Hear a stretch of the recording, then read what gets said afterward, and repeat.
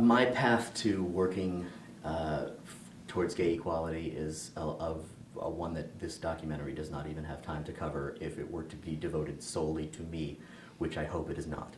Um, in terms of working for an LGBT organization like GLAAD as a straight ally, it really is important to this conversation because it'll be only straight allies who are paving the way here because there's no network of, I mean, there certainly are gay people who work for the leagues, who work for the teams, who play for the teams, but there's not enough to push this by themselves. It needs to be people like Hudson Taylor from Athlete Ally, like Patrick Burke from You Can Play, like me at GLAAD, not to toot my own horn, or pat myself on the back.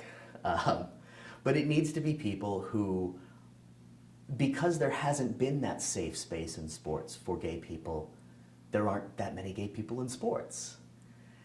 There needs to be that space created. And in order to create that space, it has to be done by the people who have that background, who have been in the locker rooms, who have, like myself, maybe been targeted by anti-gay slurs even though they're not gay, who know people who have been hurt by them even more, who can bridge the gap between those worlds. Hudson from Athlete Ally is a perfect example because he was a world-class wrestler and a theater major.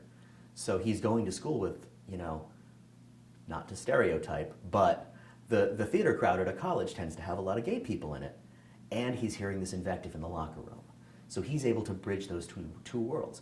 People like me who played baseball and tennis for most of my life, I've been around the world of athletics and amateur athletics. I've been around the world of athletics, amateur athletics, high school, a little bit of college, but I wasn't that good, to the point where I know that world and I know how to speak that language. And I've, a Sports Center junkie going back 30 years. My first word was Berman. It's not actually true. But you need someone who understands both the LGBT side of it, the importance of creating that space, and who understands the sports world. So it is going to come down to straight allies.